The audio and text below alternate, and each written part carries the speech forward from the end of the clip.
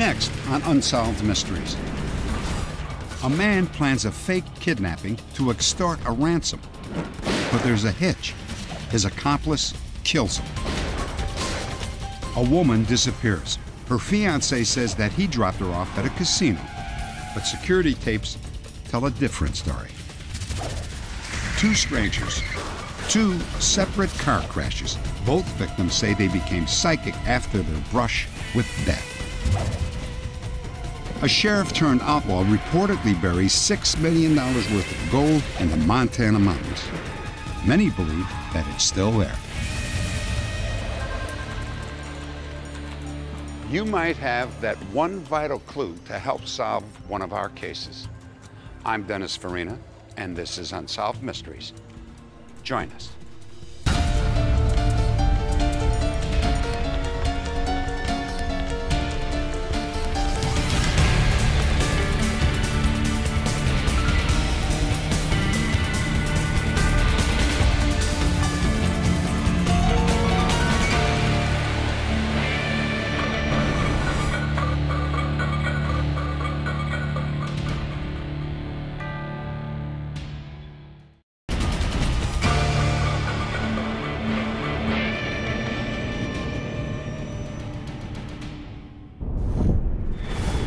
Littleton, Colorado. It was an ordinary Wednesday morning in the neighborhood of Roger and D.J. Dean, except for the strange car parked on the street. Some remembered it was a '68 Pontiac, others a '76 Oldsmobile, but everyone agreed the man inside was a stranger. At the time, they thought nothing of it, but at the time, Roger Dean was still alive. Roger called his wife into the bedroom around 7 that morning. Jay, come out here. What is it, Roger? All right, lady, shut up and get on the bed. Oh! And get on the bed. Shut up! The masked intruder forced Roger to tie and blindfold his wife. Then he took Roger into another room. As DJ lay helplessly on her bed, she could hear Roger and the gunman talking, but she couldn't tell what they were saying. DJ heard the gunman rifling through drawers. Let's go. All right, I'll give you the money. Then, a loud noise. At the front door, he fired again, at point-blank range.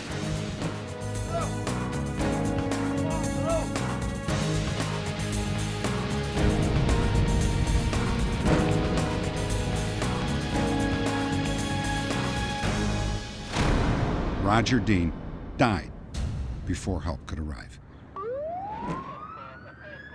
From the beginning, several aspects of the case puzzled investigators.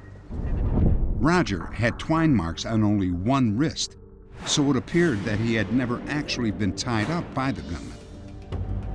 Also, Roger was wearing contact lenses when he was shot. Look at his glasses here. Yet, strangely, in an upstairs bedroom, his glasses were found, covered with duct tape.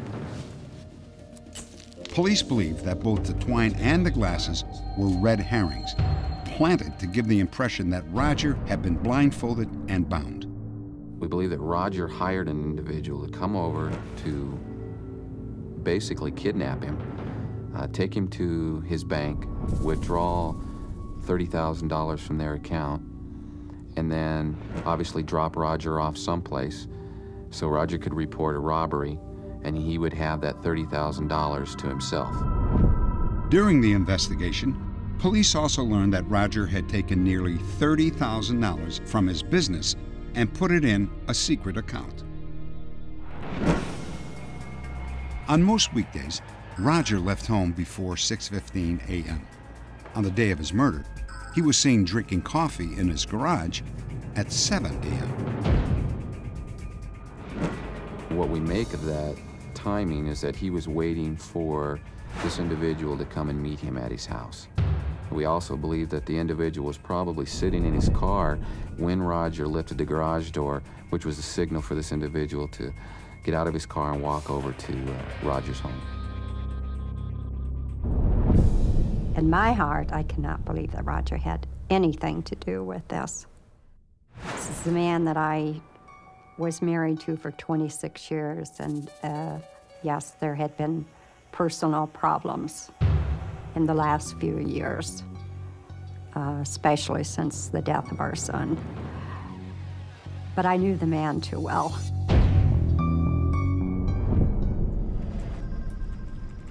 After Roger's death, DJ and her daughter Tammy tried to move on with their lives. But 5 years later, they received a chilling, anonymous letter. Incredibly, its author claimed to be the man who killed Roger Dean. The letter demanded $100,000. And if the money wasn't delivered, he threatened to kill again. Do you know that I've met your daughter, Tammy, on a few occasions? Do not make me kill her. Your son is dead. Your husband is dead. Do not risk your daughter. She is the last one left. I was in total shock. I mean, this was like something that doesn't happen to you. This only happens in the movies. It makes me angry that we had just started to get on with our lives and put the past in the past, and it's all brought up to you again.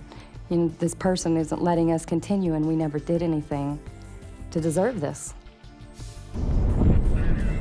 DJ and Tammy called the police and the FBI. They were convinced that the letter was legitimate and that it was written by Roger's killer. DJ and Tammy were given round-the-clock protection. The killer told DJ that he would call again. Wait for the second ring now. FBI agents moved into DJ's home and set up a wiretap. Hello. Listen, your husband owed me money, and I want my money. If my husband owed you money, I'll pay you what he owed you. The FBI traced the call to a phone booth in Denver. I'll call you tomorrow and I'll tell you where to take it, 7 p.m. But when they got there, the killer was gone.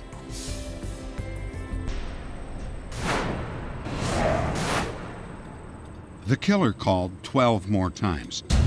And then he told DJ to drive to a supermarket 20 miles north of her home and wait for further instructions. DJ tried to trap the caller with the help of an FBI agent hidden in her car. Surveillance trucks and a SWAT team were nearby. Okay, she's out of the car, and she's headed across the parking lot now. She's headed towards the phone booth. And I waited, and I waited, and I waited. Could not believe I was really having to go through this terror.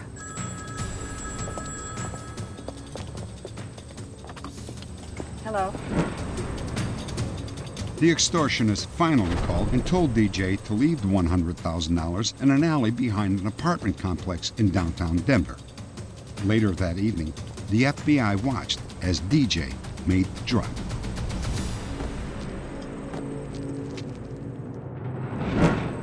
They waited until dawn, but no one showed up.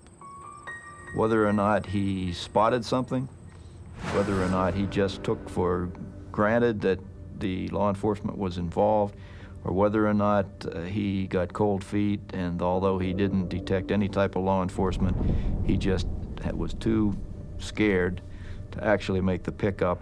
I think all those are possibilities. When he didn't pick it up, I was devastated because I thought this is not over.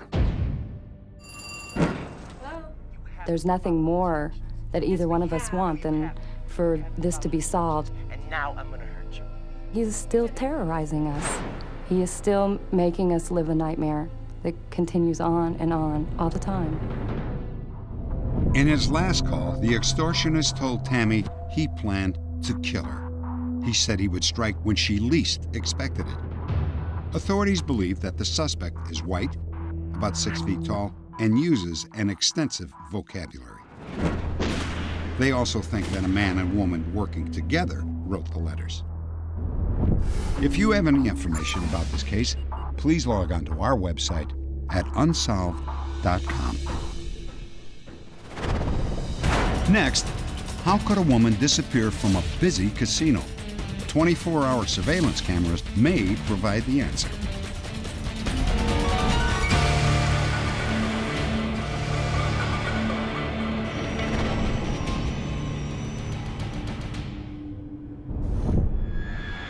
Apple Valley, California. Al Henderson and Jean Moore seemed like the typical couple in love. But they spent more than a typical amount of time getting to know each other. It took Al 20 years to finally propose to Jean. She was very happy, and we were making plans for the wedding. She got more excited about it with each passing day. However, Jean's children weren't nearly as happy about the engagement. The longer I knew him, the less genuine he seemed. I know he said that he loved her many times, but he also had a habit of putting her down in front of other people. And to me, that just didn't sound like love. When your mother asks you to be nice to somebody who they like, you go along with it, even though you've tried to talk, like I did. I tried to talk my mom out of being around the guy. A few months after the proposal, Jean and Al went on a vacation in Laughlin, Nevada, a scaled-down version of Las Vegas. It was there, a few days later, that Al reported Jean missing. No one has seen or heard from her since. Many people, especially her children, are convinced that something bad happened to Jean and that her fiancé Al was somehow involved. What follows is Al's side of the story and his account of the day that Jean disappeared. According to Al, they were just about to check out of their hotel when Jean wanted to play her lucky slot machine just one more time. He told us that he dropped her off at a side entrance of a nearby casino and went to find a parking place. When I did not find one, then I returned to the valet parking. Can my wife pick up the car later? Thank you. Got the ticket, went inside the casino where Jean was waiting for me. Here's the claim check for the car. Our plan was that we would meet back at our hotel room at 11:45. Al claims that he left Jean in the casino at around 9:30 in the morning. Once outside, he planned to take a taxi back to the hotel. There was no cab there. So after waiting a couple of minutes and the cab didn't come, I thought, well, it would be nice. I could go play the slots with her a little bit. But Al found somebody else playing Jean's favorite slot machine.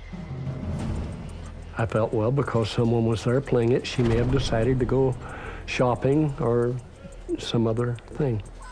From 9:45 to 10:15, I played the machine that she liked, hoping that she would come back and I would be able to get up and just say, here's your machine, have fun.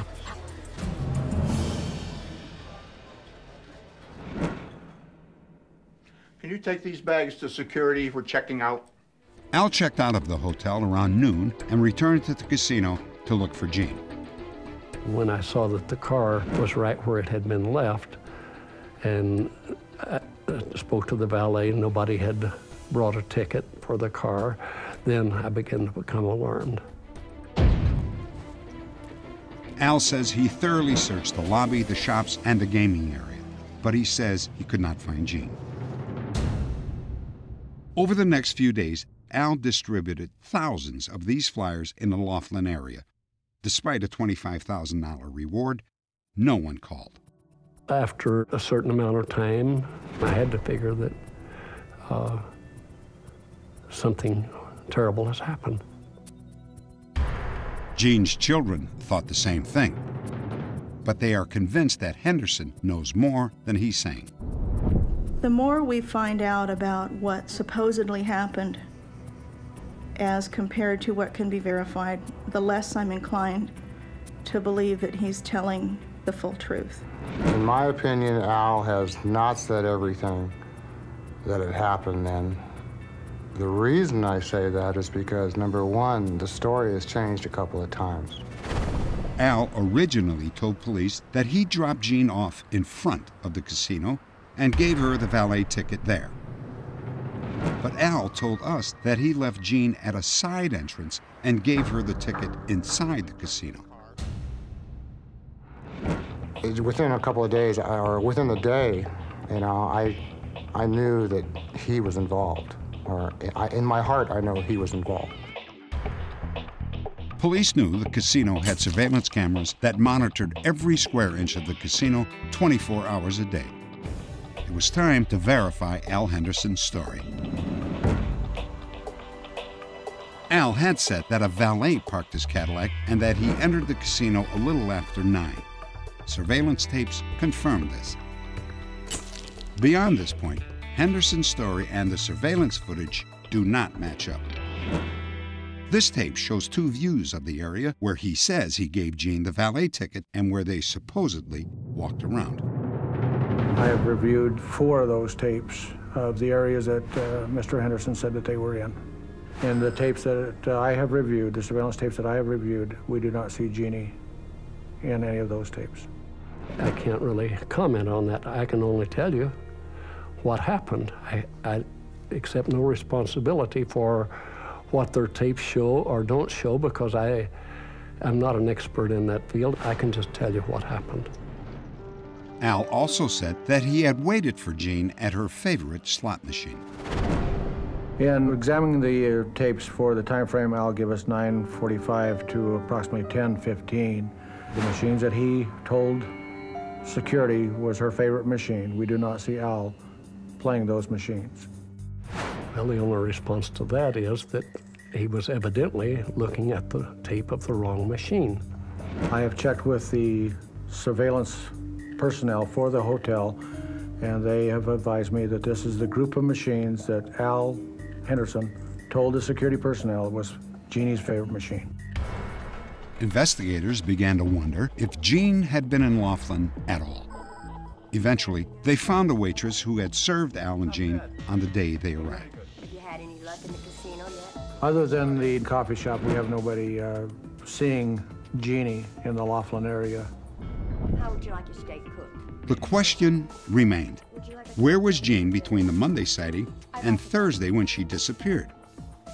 A few weeks later, a witness came forward with a possible answer. A friend of Jean's claimed that she saw the couple 150 miles away from Laughlin. They were at a gas station in their hometown of Apple Valley, the day before Jean was reported missing. The witness remembered the time because they were en route to a school function, and that would have been only at that time and pinpointed the time and date. But Al says they were both in Laughlin, and there are phone records to prove it. I've provided several people with copies of my telephone log from Call USA showing that I made a call from Laughlin to the Victorville area at a little bit after 3 on that day. I had another call, I think it was at 6:59 on that day, so you've got less than 4 hours, and it's physically impossible, even if all you did was drive from Laughlin and turn around and go back. You can't do it in less than 6 hours. Phone records verify the calls were made from Laughlin on Wednesday. Also, Al's bookkeeper told us both he and Jean called from Laughlin the same Wednesday evening. And so we discussed various things, and then he says, well, just a minute, Jeannie wants to say hi too. So Jeannie got on the phone, and she was just happier than happy could be, because she had run into a stroke of luck on one of the poker machines. Less than 24 hours later, Jean Moore was reported missing.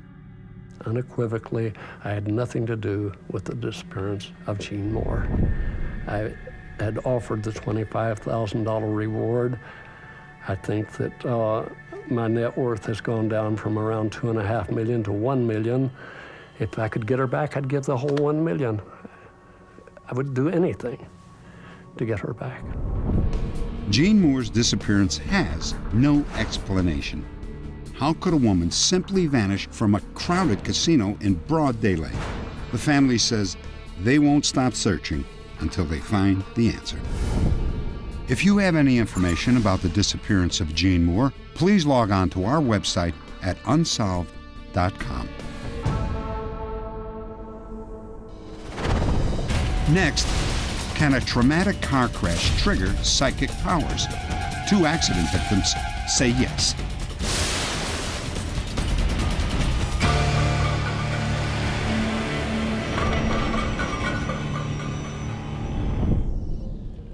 Can an intense trauma trigger psychic powers that allow us to see things that others can't? John Holland and Elizabeth Joyce were nearly killed in separate car accidents, which they say left them with strange psychic gifts. Los Angeles, California. John Holland's life is about to change forever.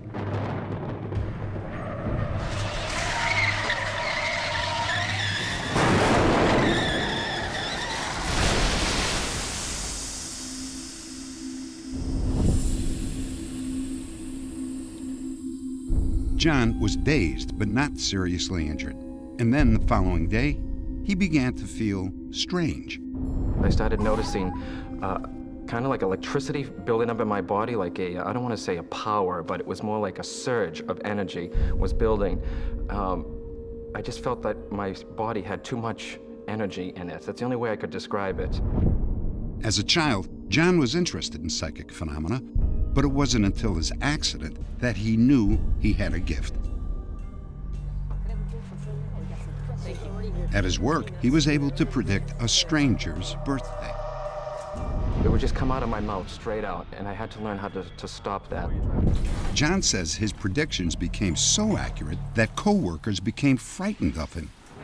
Holland's boss eventually asked that he stop making predictions. I'm not out to prove anything, okay? This is what happened to me, this is what comes out of me, and this is, people come back and confirm. Car accidents and other sudden events that shake up a person's body, and of course the inner body called the aura, have on occasion caused that person to become psychic. There are a number of cases on record. There's also a case of a man who fell off a ladder and as a result became a well-known psychic. A few years after his accident, John began seeing clients professionally. He claims his powers intensified and that he now could communicate with the dead. A client named Adrian who came to see me, and her dad passed away, sadly. Basically, she wanted to know, where is he? What is he doing right now? So what happened, her dad came and told me to tell her to look in a book on the bookshelf. He wants you to be at peace. He described the bookcase, he described the location of a book, and he said, and there's going to be something, a message from your father in this book. And it was unclear if he meant the book. And he said, no, there's a message in it, a piece of paper, a message from your father that will let you know that he's okay. It took 2 weeks. Finally, Adrian got the courage to open the book. John was right. Inside was a poem written by her father 28 years ago. John believes that if not for the accident, he would never have known that the note was there.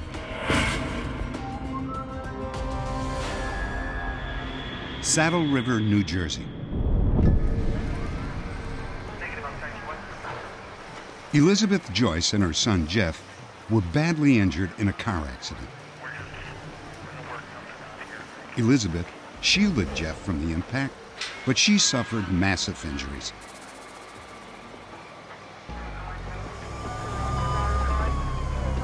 On the way to the hospital, Elizabeth's heart stopped beating 3 times.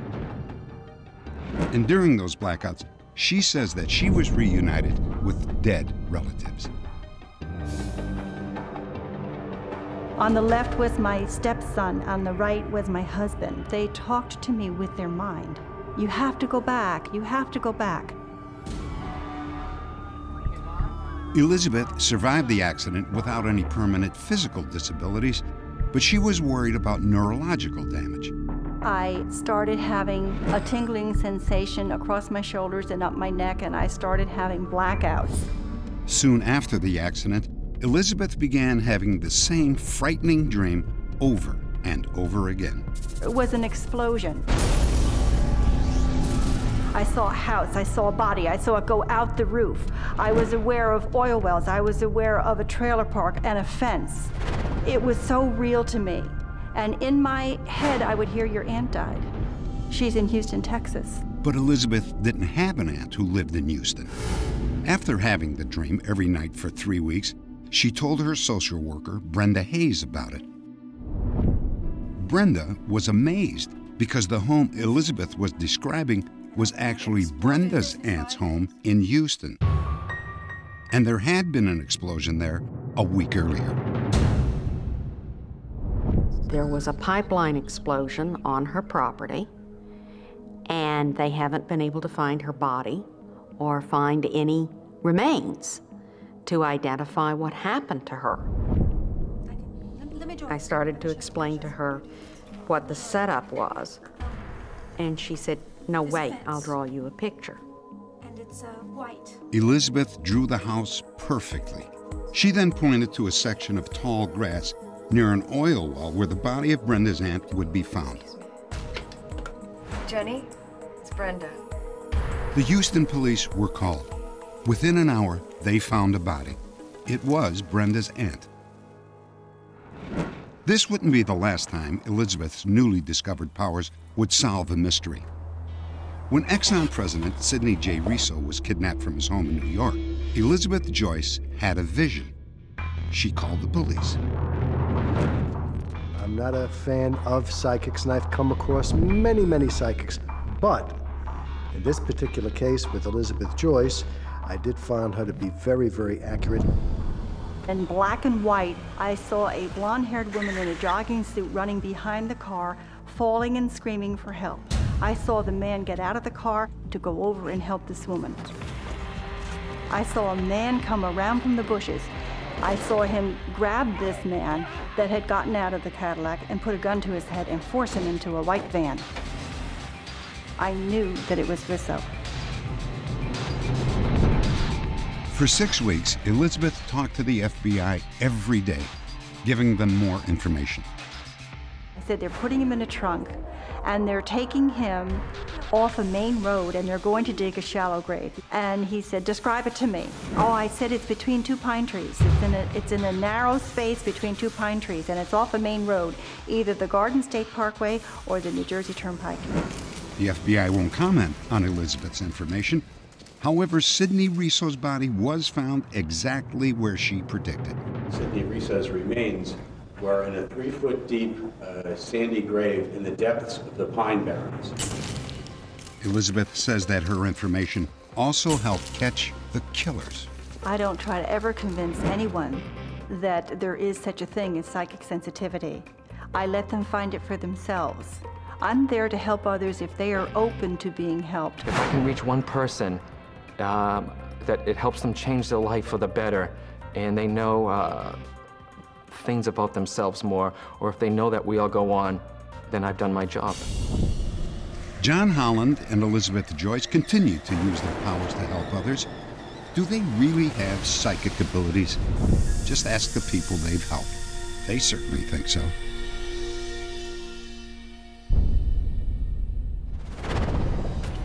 Coming up, innocent neighbors are caught in the crossfire when a murderous husband attacks his wife.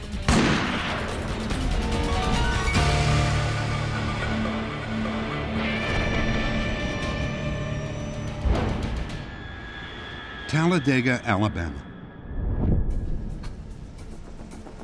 Well, thanks for the ride, girl. Give me a call. Early one evening, Geraldine George, a 36-year-old mother of 2, returned home from work. She had been separated from her abusive husband, Larry George, for 6 months. Even though there was a restraining order against him, he continued to harass her. That evening, his obsession turned deadly.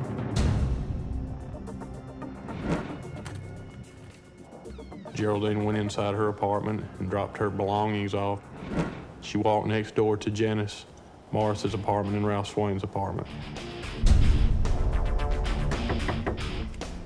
It's Geraldine. Geraldine was friendly with her next-door neighbor. Janice had agreed to watch Geraldine's kids while she worked. All right, say goodbye to everyone. Say goodbye. She went in, sent her kids home, talked briefly with Janice. It was rather brief because Janice was on the telephone with her mother. Geraldine, after talking briefly with Janice, walked back next door, and as she entered her apartment, Larry George was already inside the apartment talking to her kids. You know you're not supposed to be here. We've been through this before. You want me to call the police again? I want you out of my house. I don't want those people taking care of my kids. You don't tell me what to do anymore. You're gonna listen to me. Put the gun away. Honey, I want you to go upstairs. You call your granddaddy and you tell him that Larry's here. Go on. Larry, no! No! Let go. No! No!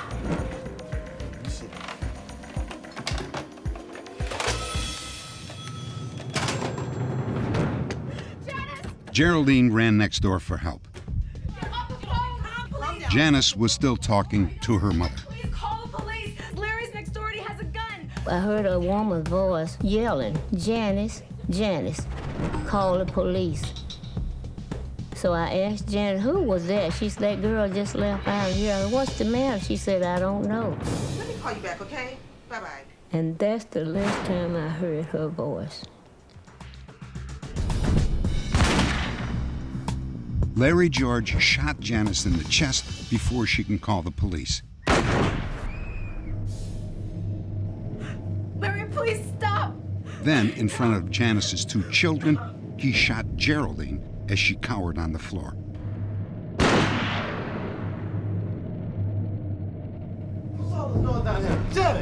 Janice's boyfriend, Ralph Swain, heard the commotion and ran downstairs. He was shot in the back of the head.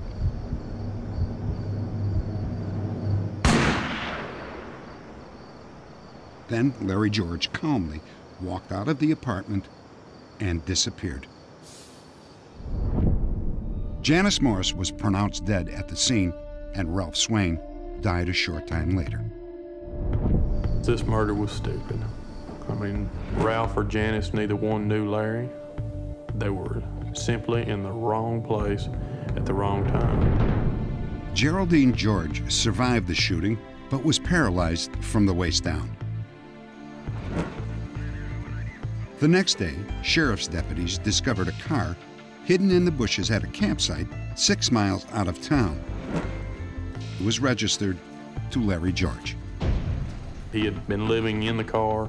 There was a lot of clothing in the car. We found a notebook where it appeared that Mr. George had been keeping a diary as to who came and went at his wife's apartment, and camouflage clothing. I want Larry George to pay for what he did.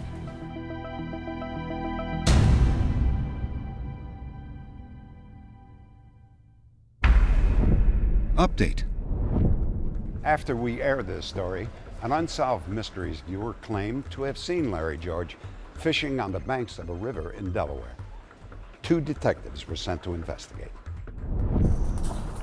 This is where we first encountered Larry George at, right here.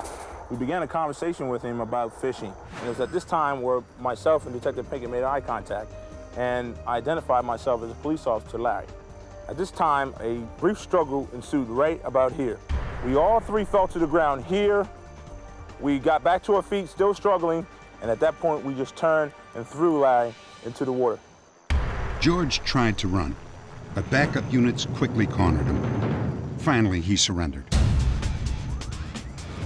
At George's campsite, police found a generator, a stove, a spear gun, and a sawed-off shotgun. He knew he was wanted for murder. He wasn't going to be taken alive if he would have put himself in this hideout, and if we'd have discovered it, he probably would have had gunfire and officers would have been hurt. 7 months after his arrest, Larry George was tried and found guilty of capital murder. He was sentenced to die in the electric chair.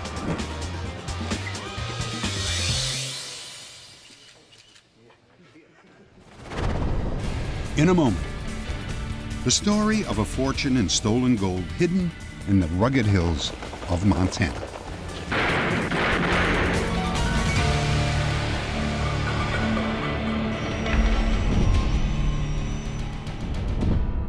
We recently told you the story of an escaped prisoner named Robert Gerald Watson, who had been arrested for kidnapping and rape. In Tennessee's Hamblin County Jail, Watson and 2 other inmates were cleaning a common room known as the Slam Area. When they were done, they signaled to a nearby deputy.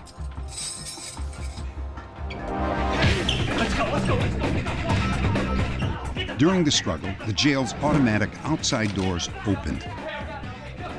One of the inmates was overpowered by the deputy. A second was captured later that night. But Watson made a clean getaway. Update. Monroe County, Tennessee. A viewer tip led police to a remote area of Monroe County where they found Robert Gerald Watson. He was charged with rape, kidnapping, and assault. Given Mr. Watson had already been on the run for over 2 years and we'd had no leads on him, Gerald Watson's arrest was a direct result of the Unsolved Mysteries program. When I went to Knoxville to pick Mr. Watson up to bring him back, he made the statement to me in the car. He said, "Yeah, I seen you on TV." He said, "I knew you guys were coming down to get me." 3 months later, Watson was convicted on all charges. He was given a sentence of 10 to 25 years in prison.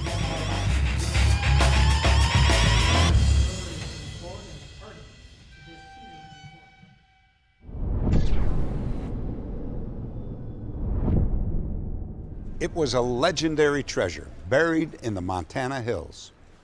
Or so the story goes. In 1863, a crooked sheriff and his gang went to the gallows, refusing to reveal where they had hidden their stolen gold.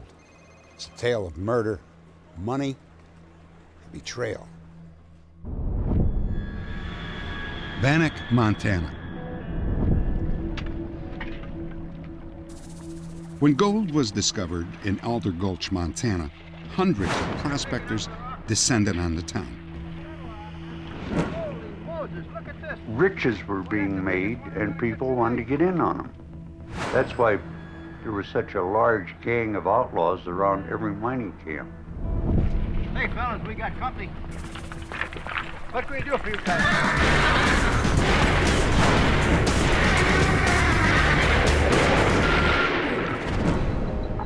In the spring of 1863, a group of those outlaws, known as the Road Agent Gang, nearly wiped out the prospectors. It has been said they stole more than 1,000 pounds of gold.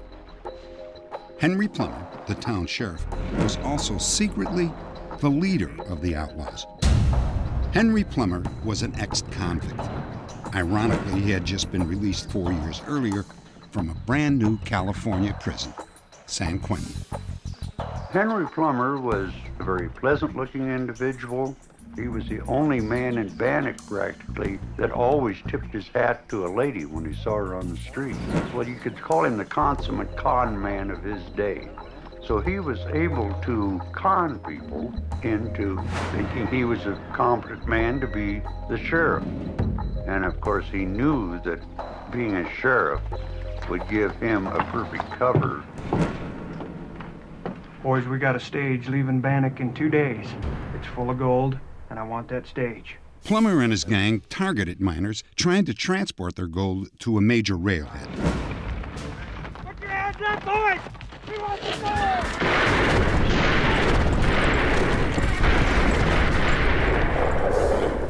It's estimated that in 4 months, Henry Plummer and the road agents killed more than 120 miners and stole what today would be $6 million in gold.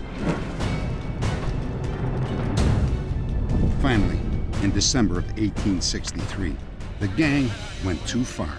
Look at that, they took the hide right off of it. A local rancher found the body and brought it into town. And that was enough for them. They formed a posse.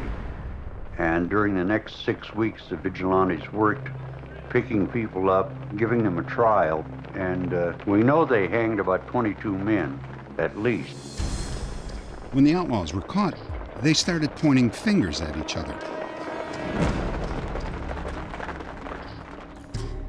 One road agent, who was about to be hanged, identified Henry Plummer as the gang's leader. I want y'all to know that Henry's the one that planned all this. He's the one that run all the road agents. He's the man you want.